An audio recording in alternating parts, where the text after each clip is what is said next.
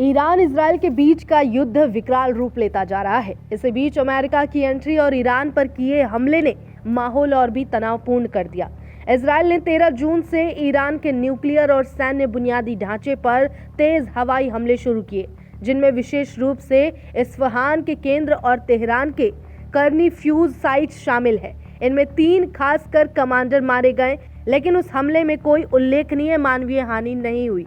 Iran ने बहुकृत्रिम missile और drone हमले किए। अधिकांश इजरायली परिणाम अंतर्स्पेष्ट कर दिए गए हैं। हालांकि कुछ मिसाइल हरीफ क्षेत्रों में घुसने में सफल रही और दर्जनों लोग घायल हुए।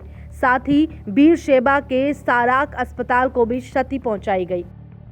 अब बात कर लेते हैं कि इस युद्ध को लेकर कौन से मुस्लिम देश हैं, उन्होंने क्या कुछ कहा है और ईरान या इजराइल किसके समर्थन में ये मुस्लिम देश खड़े हैं। सबसे पहले बात कर लेते हैं OICC इस्लामी सहयोग संगठन की। 57 सदस्यीय OIC की बैठक इस्तांबुल में हुई और सभी ने तत्काल संघर्ष विराम यानी कि सीज फायर की मांग की। साथ ही कूटनीतिक प्रयासों को बढ़ावा देने पर जोर दिया है। तुर्की के राष्ट्रपति एर्दोगन ने विशेष रूप से घातक स्थिति पर चिंता जताई है और कहा है कि क्षेत्र इससे आगे तक के लिए ये अति विनाशकारी हो सकता है।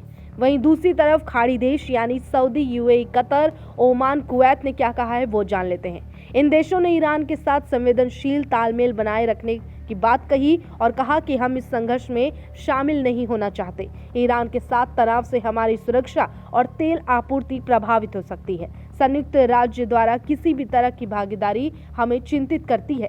ये देशों ने ईरान और इजराइल दोनों से संयम बरतने की अपील की, जबकि कूटनीतिक चैनल के माध्यम से मध्यस्थता की कोशिश की गई। वहीं तीसरे में आते हैं प्रभावशाली अरब देश, जिसमें 21 अरब और मुस्लिम राष्ट्र शामिल है।